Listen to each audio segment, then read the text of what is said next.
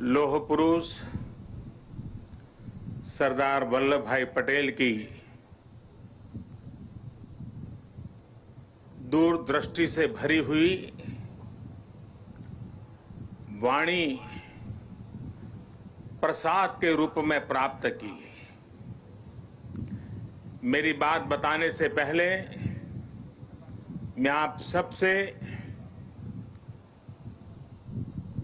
भारत माता की जय का जयघोष कराऊंगा और आप सबसे मेरा आग्रह है, यूनिफॉर्म वाले सभी जवानों से भी आग्रह है और दूर दूर पहाड़ियों पर बैठे मेरे आदिवासी भाइयों बहनों को भी मेरा आग्रह है कि एक हाथ ऊपर करके पूरी ताकत से सरदार साहब का स्मरण करते हुए हम भारत माता की जय का घोष करेंगे। मैं 3 बार करवाऊंगा। पुलिस बेड़े के वीर बेटे बेटियों के नाम भारत माता की।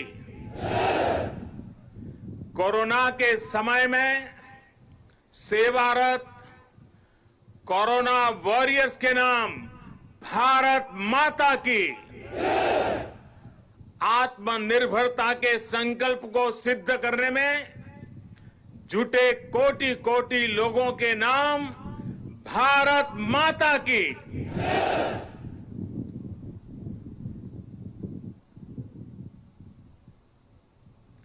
मैं कहूंगा, सरदार पटेल, आप लोग 2 बार बोलेंगे, अमर रहे, अमर रहे। सरदार पटेल, सरदार पटेल, सरदार पटेल। सभी देशवासियों को सरदार वल्लभ भाई पटेल की जन्म जयंती की बहुत बहुत शुभकामनाएं।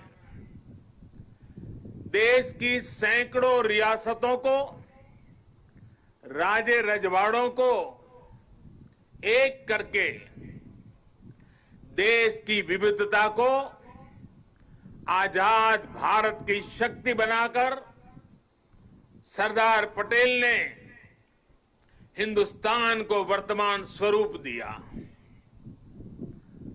2014 में हम सभी ने उनके जन्मदिन को भारत की एकता के पर्व के रूप में मनाने की शुरुआत की थी। इन 6 वर्षों में देश ने गांवों से लेकर महानगरों तक, पूरब से पश्चिम तक, कश्मीर से कन्याकुमारी तक, सभी ने एक भारत श्रेष्ठ भारत के संकल्प को पूरा करने का प्रयास किया है।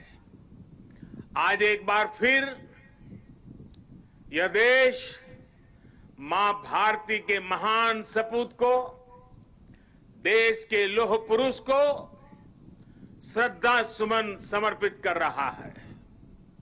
आज एक बार फिर यह देश सरदार पटेल की इस गगनचुंबी प्रतिमा के सानिध्य में, उनकी छाया में देश की प्रगति के महायज्ञ का अपना प्राण दोहरा रहा है।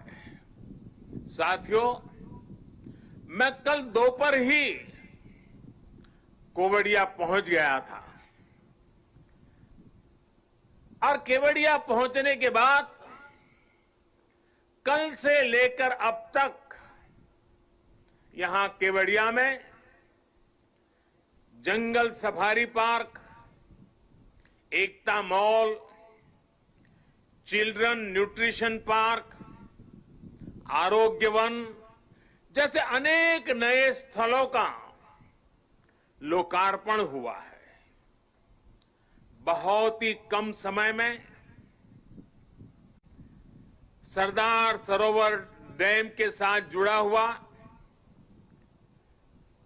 ये भव्य निर्माण एक भारत श्रेष्ठ भारत की भावना का, नए भारत की प्रगति का तीर्थ स्थल बन गया है।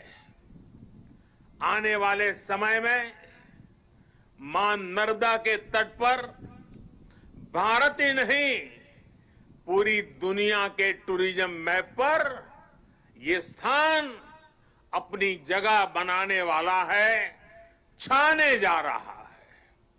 आज सरदार सरोवर से साबरमती रिवर फ्रंट तक सी प्लेन सेवा का भी शुभारंभ होने जा रहा है।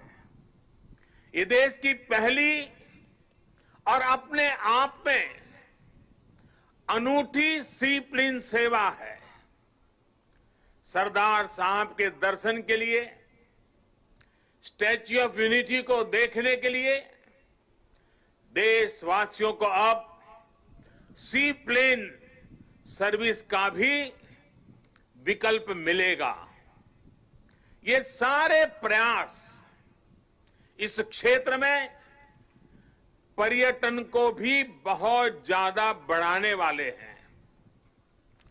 इससे यहां के लोगों को, मेरे आदिवासी भाई बहनों को रोजगार के भी नए मौके मिल रहे हैं। इन उपलब्धियों के लिए भी मैं गुजरात सरकार को, गुजरात के सभी नागरिकों को और सभी 130 करोड़ देशवासियों को बधाई देता हूं। साथियों,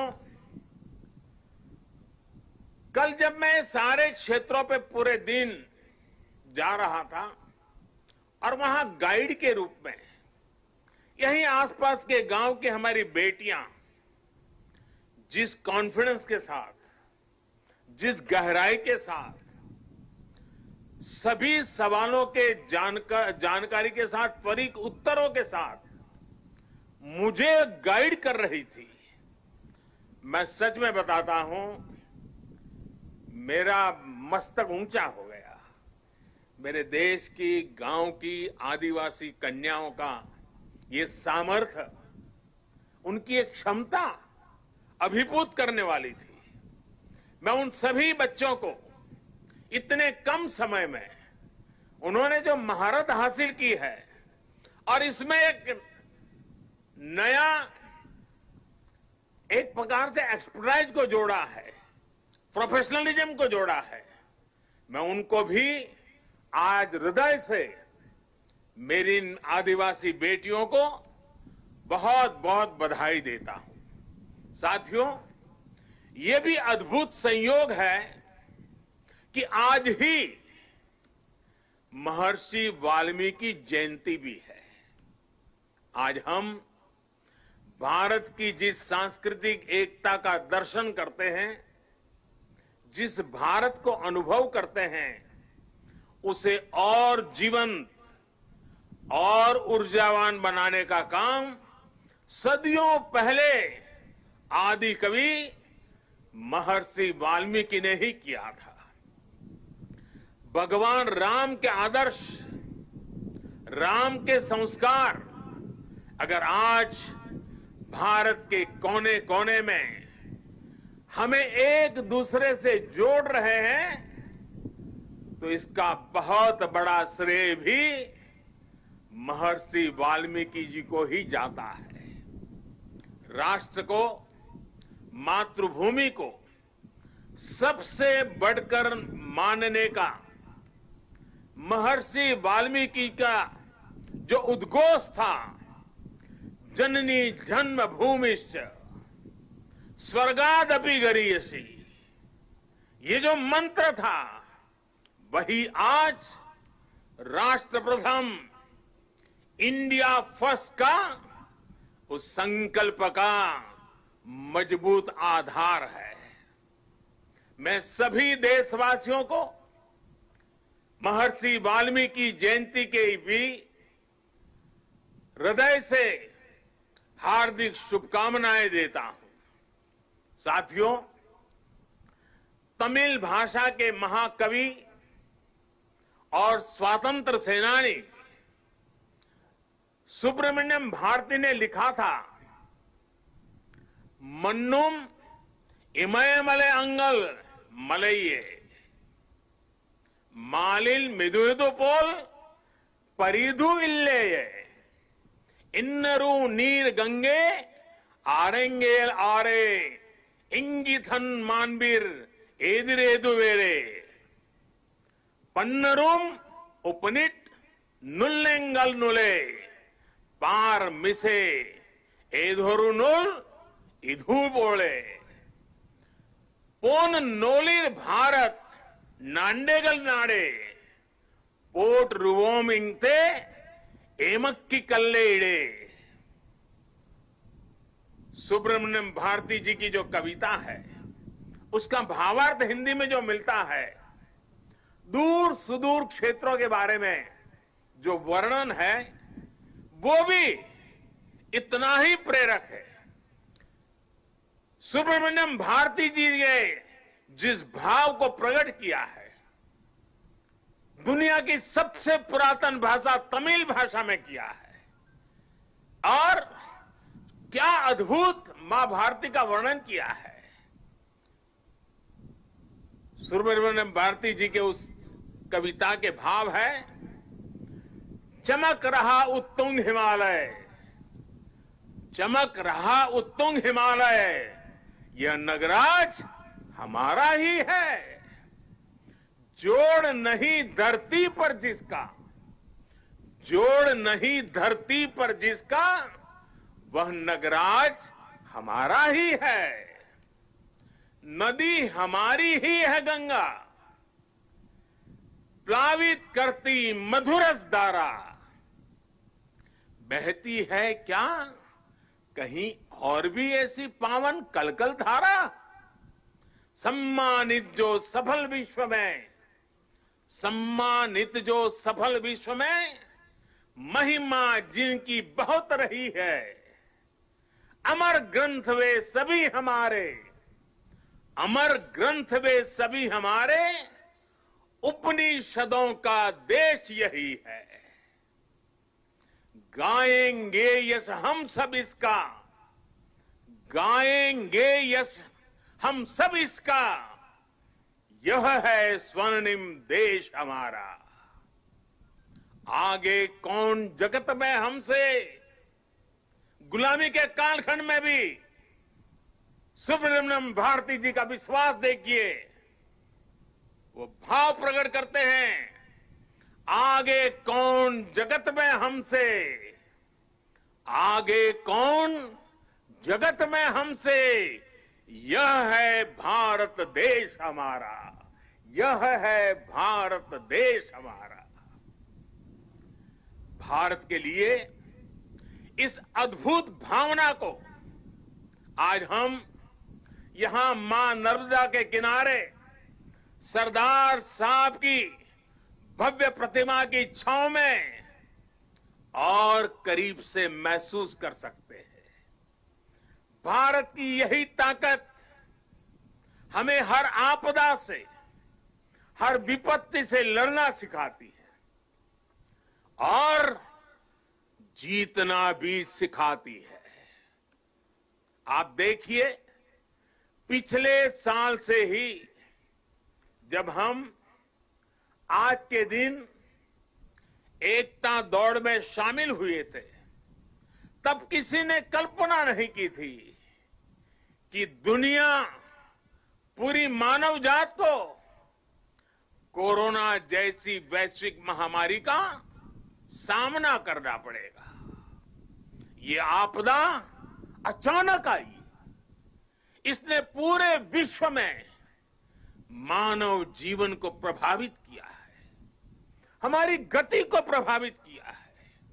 लेकिन इस महामारी के सामने देश ने, 130 करोड़ देशवासियों ने जिस तरह अपने सामूहिक सामर्थ्य को, अपनी सामूहिक इच्छा शक्ति को साबित किया है, वह अभूतपूर्व है। इतिहास में उसकी कोई मिसाल नहीं है। कोरोना वॉरियर्स के सम्मान में 130 करोड़ देशवासियों ने एक होकर कश्मीर से कन्याकुमारी, लेह से लक्षद्वीप, अटक से कटक, कच्छ से कोहिमा, त्रिपुरा से सोमनाथ, 130 करोड़ देशवासियों ने एक होकर जो जज्बा दिखाया, एकता का जो संदेश दिया, उसने 8 महीने से हमें इस संकट के सामने जूझने की, लड़ने की और विजय पथ पर आगे बढ़ने की ताकत दी है। देश ने उनके सम्मान के लिए दिए जलाए, सम्मान व्यक्त किया। हमारे कोरोना वॉरियर्स, हमारे अनेक पुलिस के होनहार साथियों ने दूसरों का जीवन बचाने के लिए अपने जीवन का बलिदान दे दिया। आजादी के बाद मानव सेवा के, सुरक्षा के लिए जीवन देना इस देश के पुलिस बेड़े की विशेषता रही है। करीब करीब 35,000 मेरे पुलिस बेड़े के जवानों ने आजादी के बाद बलिदान दी है, लेकिन इस कोरोना कालखंड में सेवा के लिए, दूसरे की जिंदगी बचाने के लिए मेरे पुलिस के बेड़े के जवानों ने, कईयों ने सेवा करते करते खुद को ही समर्पित कर दिया। इतिहास कभी इस स्वर्णिम पल को कभी भुला नहीं सकेगा और पुलिस बेड़े के जवानों को ही नहीं, 130 करोड़ देशवासियों को पुलिस बेड़े के वीरों के एक समर्पण भाव को हमेशा नतमस्तक होने के लिए प्रेरित करेगा। साथियों, ये देश की एकता की ही ताकत थी कि जिस महामारी ने दुनिया के बड़े बड़े देशों को मजबूर कर दिया, भारत ने उसका मजबूती से मुकाबला किया है। आज देश कोरोना से उभर भी रहा है और एकजुट होकर आगे भी बढ़ रहा है। ये वैसे ही एकजुटता है जिसकी कल्पना लौह पुरुष सरदार वल्लभ भाई पटेल ने की थी। हम सभी की ये एकजुटता कोरोना के इस संकट काल में लौह पुरुष सरदार वल्लभ भाई पटेल को सच्ची श्रद्धांजलि है। साथियों, विपदाओं और चुनौतियों के बीच भी देश ने कई ऐसे काम किए हैं जो कभी असंभव मान लिए गए थे। इसी मुश्किल समय में धारा 370 हटने के बाद, आर्टिकल 370 हटने के बाद कश्मीर ने समावेश का 1 साल पूरा किया। 31 अक्टूबर को ही, आज से 1 साल पहले ये कार्यरत हुआ था। सरदार साहब जीवित थे, बाकी राजे रजवाड़ों के साथ ये काम भी अगर उनके जिम्मे होता तो आज इतने सारा आजादी के इतने वर्षों के बाद ये काम करने की नौबत मुझ पे नहीं आती। लेकिन सरदार साहब का वो काम अधूरा था। उन्हीं की प्रेरणा से 130 करोड़ देशवासियों को उस कार्य को भी पूरा करने का सौभाग्य मिला है। कश्मीर के विकास में जो बाधाएं आ रही थी, उन्हें पीछे छोड़कर अब कश्मीर विकास के नए मार्ग पर बढ़ चुका है।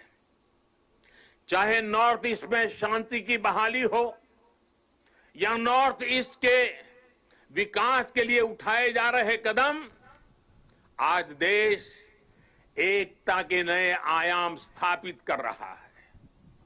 सोमनाथ के पुनर्निर्माण सरदार पटेल ने भारत के सांस्कृतिक गौरव को लौटाने का जो यज्ञ शुरू किया था, उसका विस्तार देश ने अयोध्या में भी देखा है।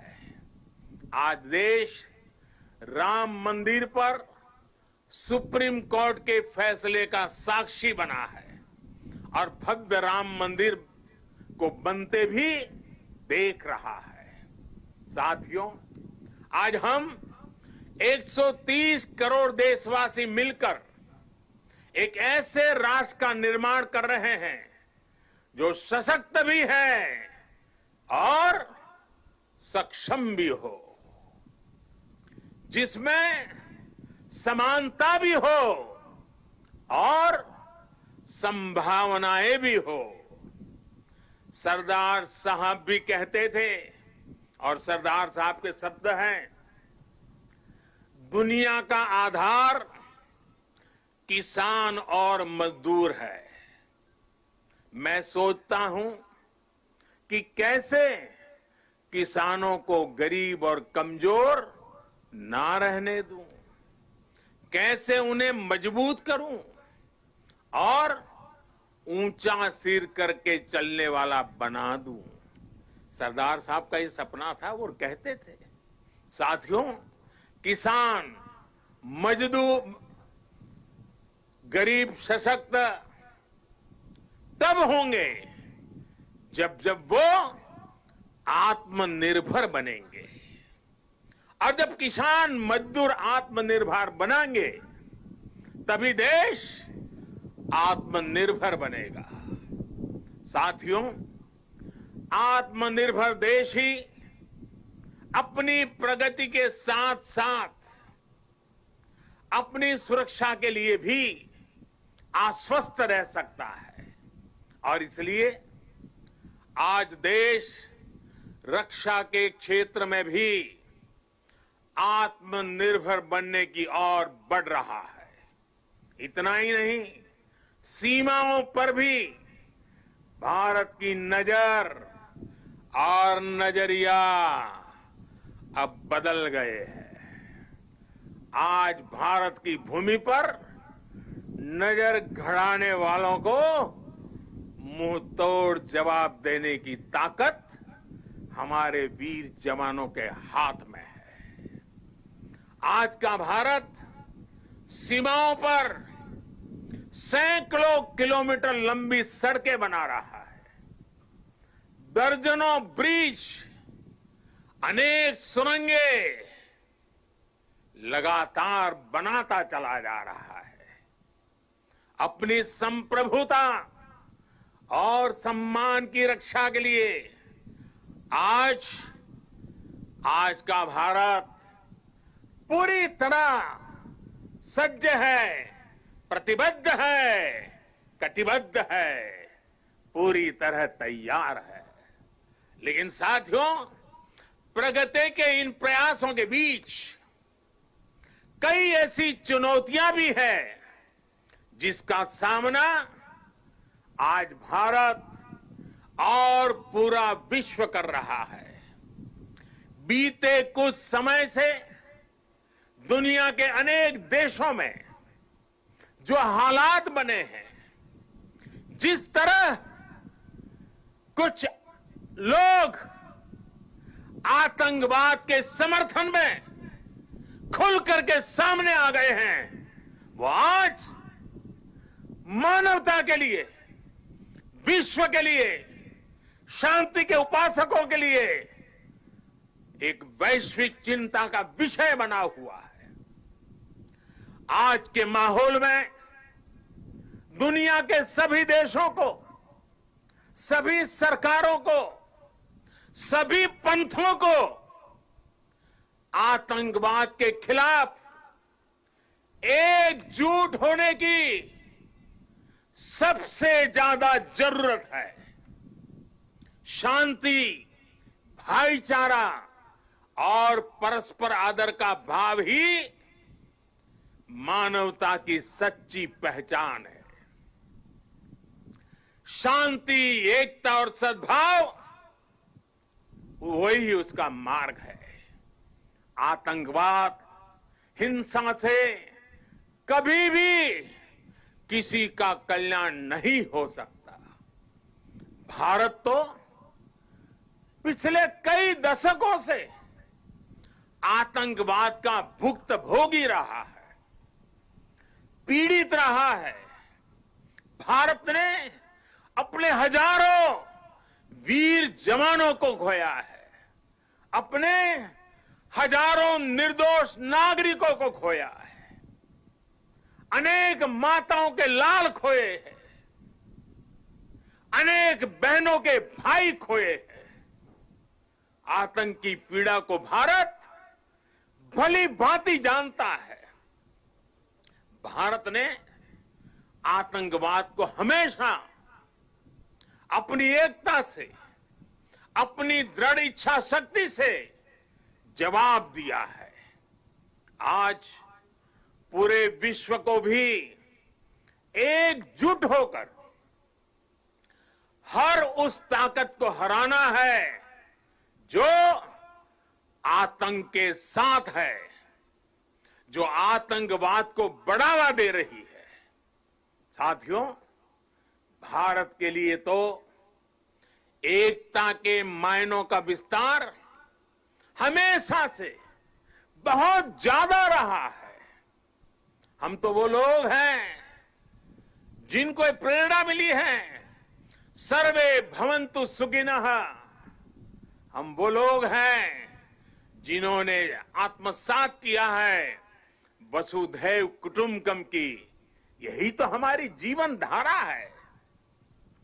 भगवान बुद्ध से लेकर महात्मा गांधी तक भारत ने समूचे विश्व को शांति और एकता का संदेश दिया है। साथियों, राष्ट्रकवि रामधारी सिंह दिनकर जी ने लिखा है, भारत एक विचार, भारत एक विचार, स्वर्ग को भू पर लाने वाला। भारत एक विचार, स्वर्ग को भू पर लाने वाला। भारत एक भाव, भारत एक भाव जिसको पाकर मनुष्य जगता है। भारत एक भाव जिसको पाकर मनुष्य जगता है। हमारी ये राष्ट्र हमारे विचारों से, हमारी भावनाओं से, हमारी चेतनाओं से, हमारे प्रयासों से हम सबसे मिलकर ही बनता है।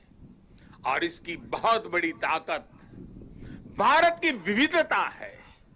इतनी बोलियां, इतनी भाषाएं, अलग अलग तरह के परिधान, खान पान, रीति रिवाज, मान्यताएं, ये किसी और देश में मिलना मुश्किल है। हमारे वेद वाक्यों में भी कहा गया है, जन्म बिभ्रति बहुधा विवाचसम, नाना धर्माणम पृथ्वी यथोकसम, सहस्त्रम धारा द्रविणस्य में, दुहा ध्रुवेव धनुरन प्रस्फुरंती। अर्थात हमारी ये मातृभूमि अलग अलग भाषाओं को बोलने वाले, अलग अलग आचार विचार व्यवहार वाले लोगों को एक घर के समान धारण करती है। इसलिए हमारी ये विविधता ही हमारा अस्तित्व है। इस विविधता में एकता को जीवंत रखना ही राष्ट्र के प्रति हमारा कर्तव्य है। हमें याद रखना है कि हम एक हैं तो हम अपराजेय हैं, हम एक हैं तो हम असाधारण हैं, हम एक हैं तो हम अद्वितीय हैं। लेकिन साथियों, हमें ये भी याद रखना है कि भारत की ये एकता, ये ताकत दूसरों को खटकती भी रहती है। हमारी इस विविधता को ही वो हमारी कमजोरी बनाना चाहते हैं। हमारी इस विविधता को आधार बनाकर वो एक दूसरे के बीच खाई बनाना चाहते हैं। ऐसी ताकतों को पहचानना जरूरी है। ऐसी ताकतों से हर भारतीय को बहुत ज्यादा सतर्क रहने की जरूरत है। साथियों, आज यहां जब मैं अर्धसैनिक बलों की परेड देख रहा था, आप सभी के अद्भुत कौशल्य को देख रहा था, तो मन में एक और तस्वीर भी थी। ये तस्वीर थी पुलवामा हमले की। उस हमले में हमारे पुलिस बेड़े के हमारे जो वीर साथी शहीद हुए, वो अर्धसैनिक बेड़े के ही थे। देश कभी भूल नहीं सकता कि जब अपने वीर बेटों के जाने से पूरा देश दुखी था, तब कुछ लोग उस दुख में शामिल नहीं थे। वो पुलवामा हमले में भी अपना राजनीतिक स्वार्थ खोज रहे थे, अपना राजनीतिक स्वार्थ देख रहे थे। देश भूल नहीं सकता कि तब कैसी कैसी बातें कही गई, कैसे कैसे बयान दिए गए। देश भूल नहीं सकता कि जब देश पर इतना बड़ा घाव लगा था, तब स्वार्थ और अहंकार से भरी भद्दी राजनीति कितने चरम पर थी। और उस समय उन वीरों की तरफ देखते हुए मैंने विवादों से दूर रह करके सारे आरोपों को झेलता रहा। भद्दी भद्दी बातों को सुनता रहा।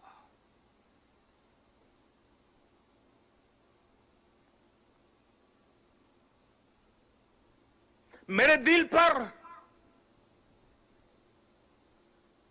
वीर शहीदों का गहरा घाव था,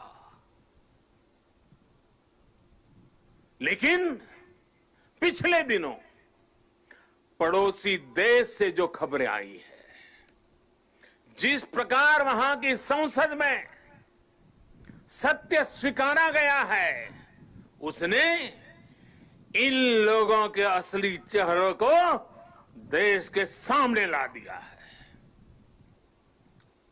अपने निहित स्वार्थ के लिए, राजनीतिक स्वार्थ के लिए ये लोग किस हद तक जा सकते हैं। पुलवामा हमले के बाद की गई राजनीति इसका बहुत बड़ा उदाहरण है।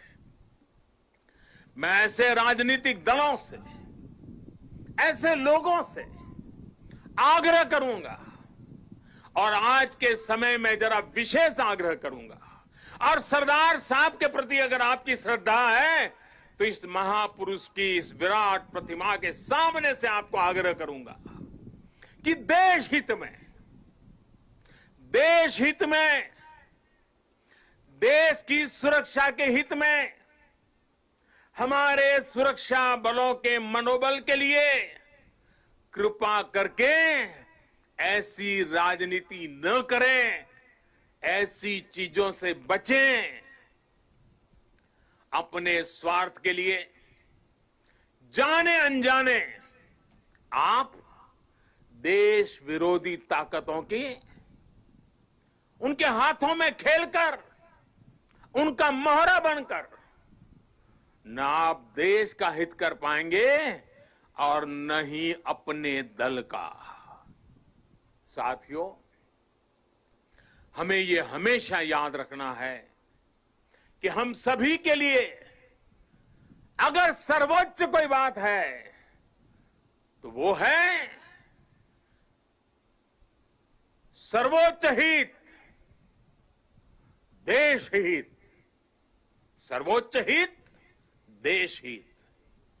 जब हम सबका हित सोचेंगे तभी हमारी भी प्रगति होगी, तभी हमारी भी उन्नति होगी। भाइयों और बहनों, आज अवसर है कि इस विराट भव्य व्यक्तित्व के चरणों में हम उसी भारत के निर्माण का संकल्प दोहराएं जिसका सपना सरदार वल्लभ भाई पटेल ने देखा था। एक ऐसा भारत जो सशक्त होगा, समृद्ध होगा और आत्मनिर्भर होगा। आइए इस पावन अवसर पर हम फिर से राष्ट्र के प्रति अपने समर्पण को दोहराएं। आइए सरदार पटेल के चरणों में नतमस्तक होकर हम ये प्रतिज्ञा लें कि देश का गौरव और मान बढ़ाएंगे, इस देश को नई ऊंचाइयों पर ले जाएंगे। इसी संकल्प के साथ सभी देशवासियों को एकता पर्व की एक बार फिर से बहुत बहुत शुभकामनाएं देता हूं। आदरपूर्वक सरदार साहब को नमन करते हुए, श्रद्धापूर्वक सरदार साहब को श्रद्धांजलि देते हुए मैं देशवासियों को वाल्मीकि जयंती की शुभकामनाएं, सरदार साहब की जयंती की शुभकामनाओं के साथ मेरी वाणी को विराम देता हूं। बहुत बहुत धन्यवाद। बहुत बहुत धन्यवाद माननीय प्रधानमंत्री।